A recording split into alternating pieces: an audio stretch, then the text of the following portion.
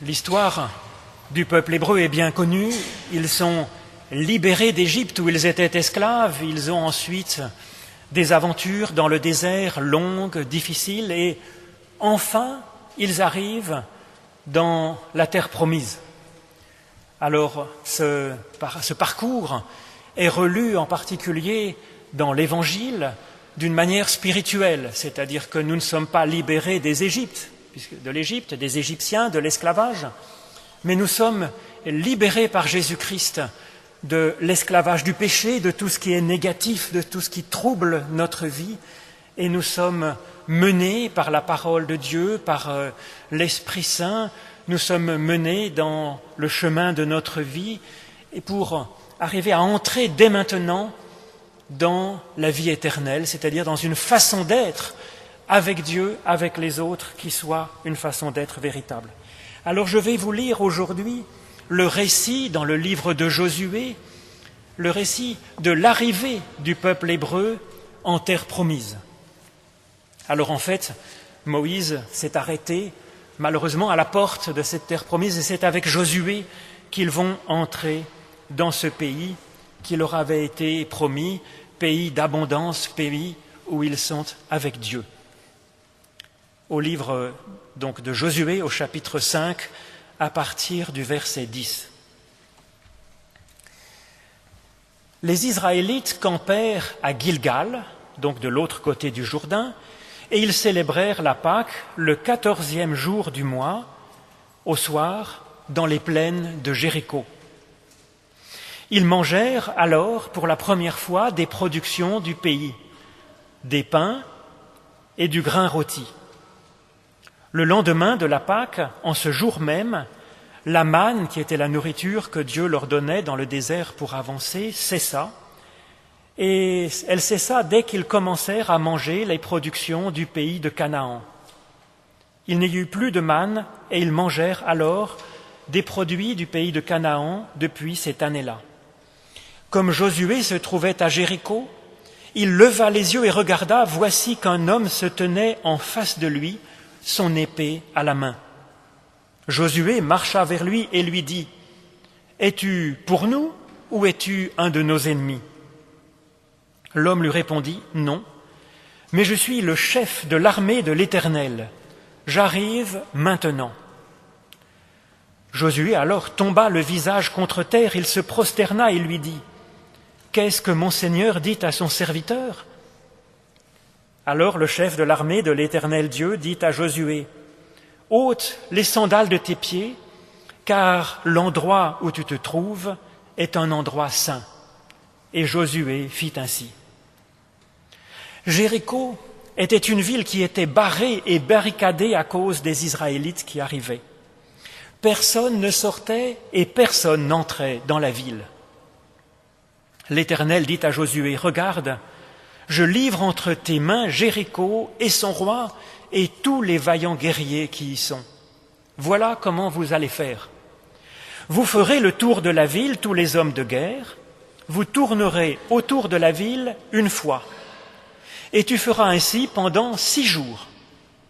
7 sacrificateurs porteront 7 cornes de bélier devant l'arche. Le 7e jour, vous ferez 7 fois le tour de la ville, et les sacrificateurs sonneront du cor. Et quand on fera retentir ainsi la corne de bélier, quand vous entendrez le son du cor, tout le peuple poussera alors un énorme grand cri. Et alors, les murailles de la ville s'écrouleront sur elles-mêmes, et le peuple pourra monter, chacun devant soi, pour prendre possession de la ville. Éternel, ta parole est une lampe à nos pieds, une lumière sur le sentier de toute notre vie. Et pour commencer à méditer sur ce texte, je vous propose de chanter le cantique 278, « La foi renverse devant nous », qui est un cantique qui nous propose de compter sur Dieu pour renverser les murailles, ce qui nous empêche d'avancer. Les 3 premières strophes du cantique 278 dans le petit recueil. Alors, c'est le petit recueil bleu.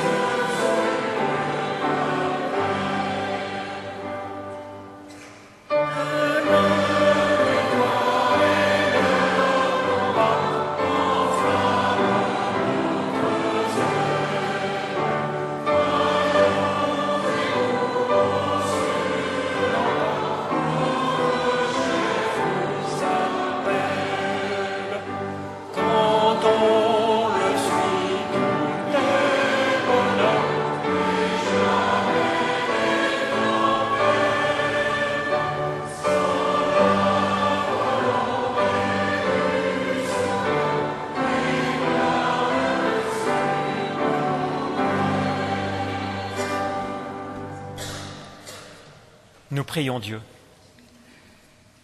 Seigneur, nous voici devant toi pour recevoir la parole que tu veux nous adresser aujourd'hui. Permets que dans ces témoignages que nous avons lus dans la Bible, nous puissions chacun découvrir quelque chose qui vient de toi, quelque chose qui pourra nous guérir, nous ressusciter, nous nourrir, nous fortifier. Tu nous as dit que tu nous donnerais ton esprit, c'est notre espérance. Et peut-être qu'à l'occasion de ce culte, nous pourrions recevoir une nourriture pour notre foi, une lumière pour notre espérance et vraiment un cœur de chair pour aimer nos frères et sœurs qui nous entourent.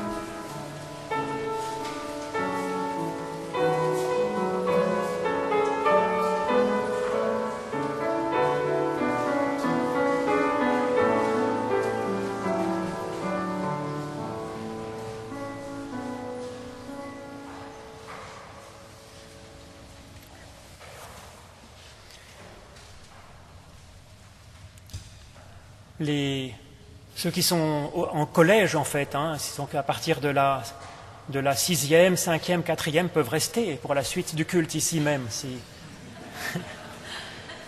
Mais peut-être qu'ils préfèrent aller avec les petits, je ne sais pas. On verra. Et donc les Hébreux sont sortis d'Égypte et ils arrivent enfin, après bien des aventures, en terre promise. Et nous le voyons dans ce récit, ils trouvent là de la nourriture, du grain, du pain, et il leur suffit de lever les yeux comme Josué le fait pour sentir la présence de Dieu, une présence forte qui va les aider à avancer. Vraiment, oui, ils sont bel et bien au but de leur marche, ils sont là avec Dieu et grâce à Dieu dans la terre promise.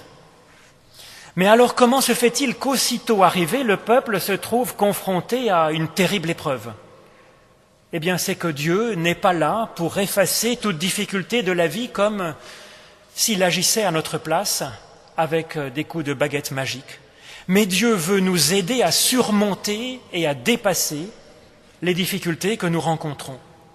Et des difficultés sur la route de notre vie, il y en a de toutes sortes. Les adultes pensent parfois que leurs problèmes sont les plus difficiles à surmonter, plus que ceux des enfants, mais ce n'est pas du tout certain que ce soit le cas. Et dès tout petits, les enfants ont des difficultés qui sont réelles et terribles à surmonter. L'histoire de la prise de Jéricho est un véritable mode d'emploi pour faire face aux situations difficiles de l'existence. Et cette histoire nous dit que Dieu vraiment vient à notre aide et qu'il peut nous permettre de gagner contre des difficultés terribles qui, normalement, auraient dû être plus fortes que nous.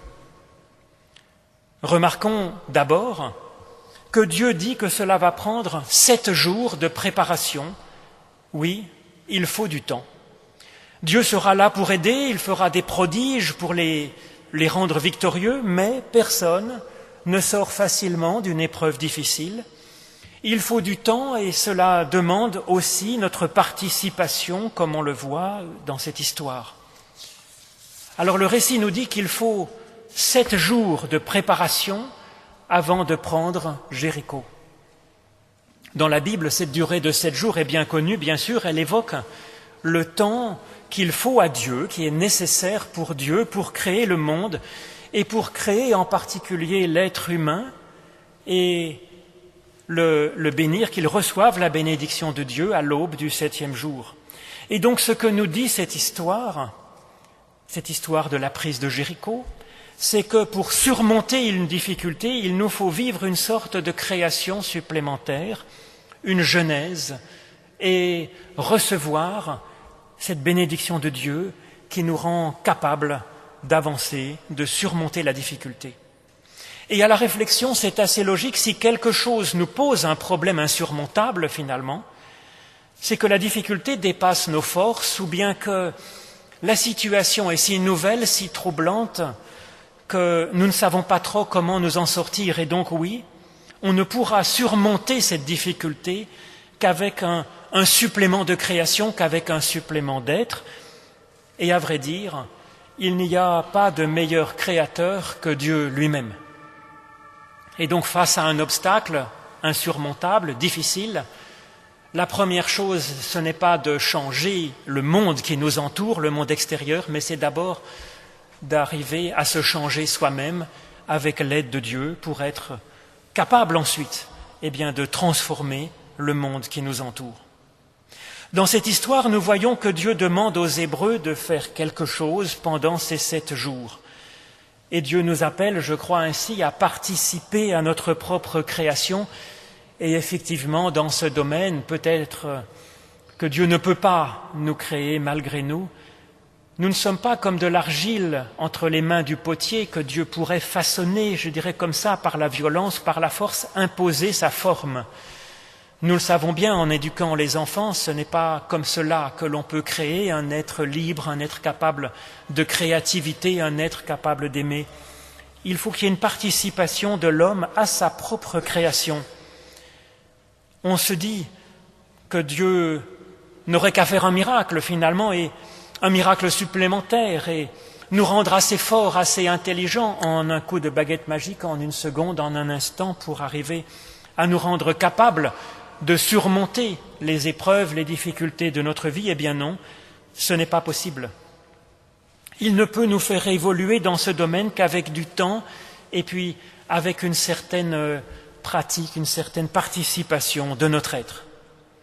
Alors les Hébreux auraient pu rire quand Dieu leur demande de tourner en rond autour des murailles en sonnant de la trompette pour détruire une forteresse imprenable.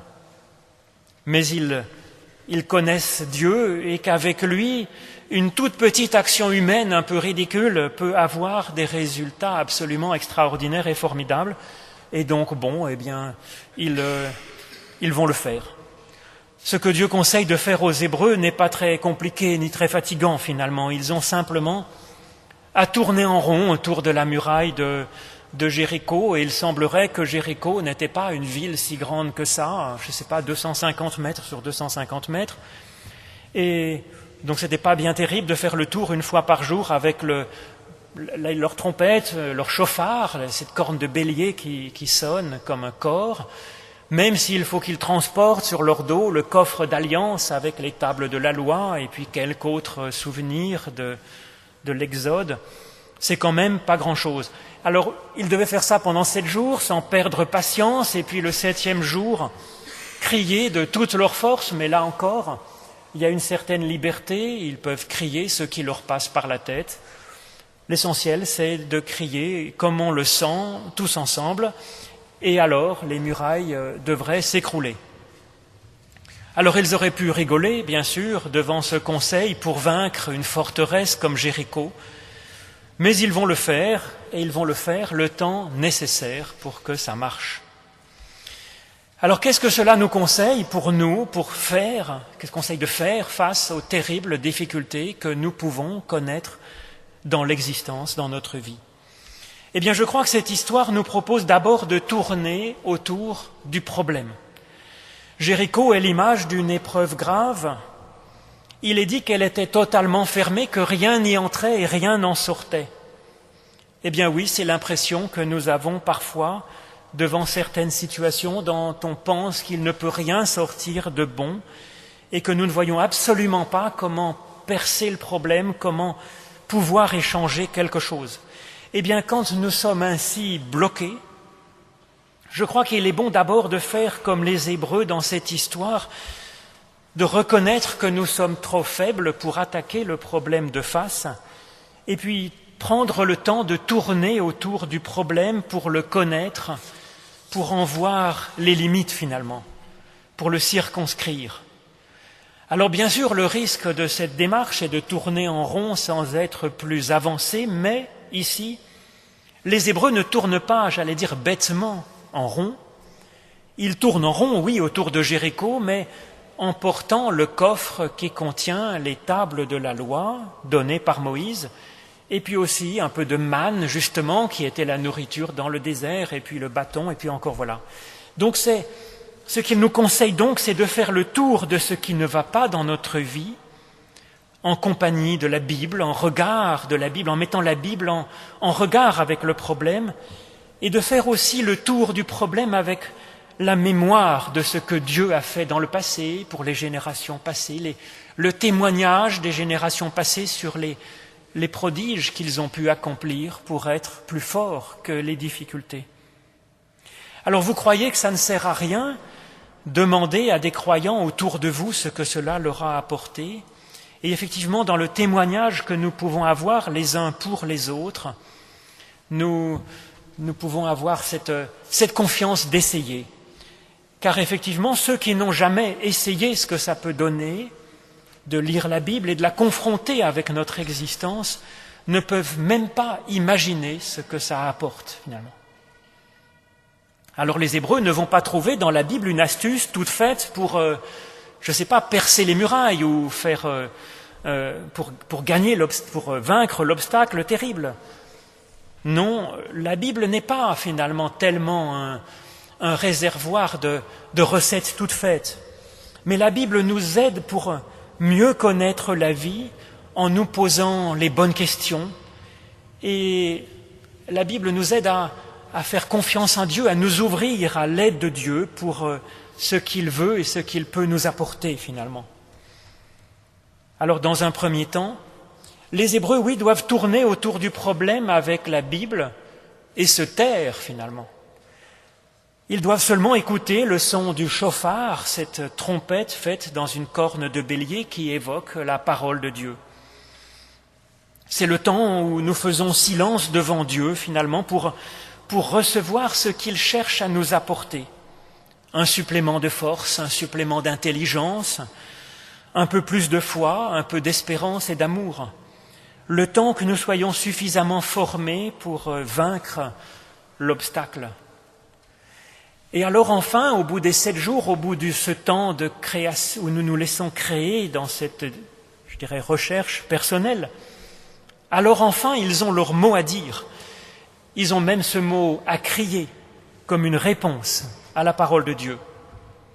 Chacun est alors libre de crier ce qu'il veut, chacun s'exprime ainsi de toutes les dimensions de son être, avec son corps, avec son intelligence, avec son esprit, avec sa mémoire, avec son désir, avec toutes les dimensions de notre être. Et l'ensemble de ces voix, des différentes dimensions de notre être, mais aussi l'ensemble des voix de tout le peuple, forment un concert dont la force et la beauté est formidable, et même plus forte que les murailles de l'obstacle qui les empêchait d'avancer. Et alors ces murailles tombent d'elles-mêmes. Ce qui nous bloquait, ce qui nous empêchait de résoudre le problème, disparaît. Et nous pouvons monter et l'emporter facilement contre ce qui nous empêchait d'avancer et ce qui menaçait ainsi notre espérance et notre vie. Alors après la difficile sortie d'Égypte, après les multiples péripéties de la traversée du désert, après Jéricho, l'histoire du peuple hébreu va se prolonger dans la suite du livre de Josué et des Juges avec d'autres combats, avec d'autres scènes évoquant le secours de Dieu, les difficultés que nous avons à faire vraiment place au droit, à la justice, à la bonté dans notre existence. Et c'est vrai que l'existence humaine finalement est ainsi. Sauf quelques petits moments de paix dans notre existence, nous avons presque toujours l'impression d'être devant un obstacle difficile. La vie est comme ça finalement. D'abord parce que chaque nouvelle étape de la vie est difficile à franchir et offre pour celui qui veut être vraiment en chemin, qui veut avancer, offre de nouveaux défis. Je suis même persuadé que dans la vie future, il y aura aussi des difficultés propres à cette vie future, purement spirituelle, car la vie en elle-même est comme ça. Et s'il n'y avait plus à avancer dans la vie future, avancer comme dans une terre inconnue où il faut débroussailler un chemin nouveau, eh bien ce ne serait plus la vie, mais simplement la mort éternelle. Et donc je ne sais pas ceux qui, par exemple, se suicident pour mettre fin à leur jour en se disant « ben voilà, je serai débarrassé des problèmes, je serai dans la paix ». C'est pas si sûr, si vous voulez, ils trouveront, je crois, dans la suite, d'autres problèmes, d'autres défis à accomplir, d'autres défis à surmonter. Et c'est cela qui fait la grandeur et la beauté de la vie, faire face à nos défis. Et si des fois des difficultés sont insurmontables, eh bien oui, il faut arriver à reprendre ses forces avec les autres, avec Dieu, se laisser créer, se laisser augmenter pour être plus fort que ces difficultés. Mais d'ailleurs, cette étape de Jéricho évoque littéralement l'entrée dans la terre promise, c'est-à-dire au sens spirituel, l'entrée dans le royaume de Dieu. Donc ça parle de la vie avec Dieu dès maintenant, cette vie qui dure jusque dans l'éternité, donc au-delà même de la survie biologique. Donc cette bataille de Jéricho, c'est ça qui est surprenant, étonnant, c'est qu'elle parle des difficultés dans la vie présente, mais aussi des difficultés de la vie en elle-même, avec cette énergie qu'il faut pour avancer. Dans la Bible, le royaume de Dieu, oui, commence pour nous dès aujourd'hui, dans la mesure où Dieu règne effectivement sur nous. Alors quand je dis règne, il ne faut pas s'imaginer un gouvernement tyrannique, mais plutôt, comme nous le voyons ici, une œuvre de création de Dieu en collaboration avec nous-mêmes, quelque chose de dynamique qui nous élève, qui approfondit notre foi, qui éclaire notre espérance, qui forme notre intelligence pour écouter, pour entendre, pour mieux aimer finalement. Et donc oui, nous sommes dans le royaume de Dieu quand Dieu est là et qu'il agit pour nous, avec nous, pour avancer, pour surmonter. Et nous sommes bien là, donc dans le royaume de Dieu, c'est ce que l'on voit ici. Voilà, dit l'Éternel à Josué dans ce récit, maintenant je suis arrivé, je suis avec toi, je suis à côté. Et nous-mêmes, c'est ce que nous faisons aujourd'hui, il nous suffit de lever les yeux, oui, pour voir, pour écouter cette présence de Dieu. Josué est donc dans le royaume de Dieu, pour une certaine part, bien sûr. Nous sommes dans le royaume de Dieu, nous sommes aussi sur terre, bien sûr. Et ce royaume, aux surprises, comporte donc encore des combats difficiles, des combats contre des obstacles. Mais en réalité, c'est normal, comme je vous disais, tout cheminement est un effort, tout acte de création, de mise en ordre du monde, mais de notre être aussi, de notre vie. Tout ce qui cherche à ordonner le chaos demande un effort, une énergie finalement. Toute réforme, toute conversion ne se fait pas sans combats intérieurs, sans résistance de nos anciens préjugés, sans, résistance de nos anciens réflexes de vie, sans réajustement aussi des relations avec nos proches, avec les autres. Et c'est ainsi que je comprends cette phrase vraiment surprenante de l'Évangile, où Jésus nous dit que maintenant le royaume de Dieu est forcé et ce sont les violents qui s'en emparent. Alors bien entendu, ce n'est pas une violence contre les autres personnes, ce n'est pas du tout le style de Jésus-Christ, bien sûr. Mais il y a là, à mon avis, une vérité. La vie éternelle est quelque chose d'énergique.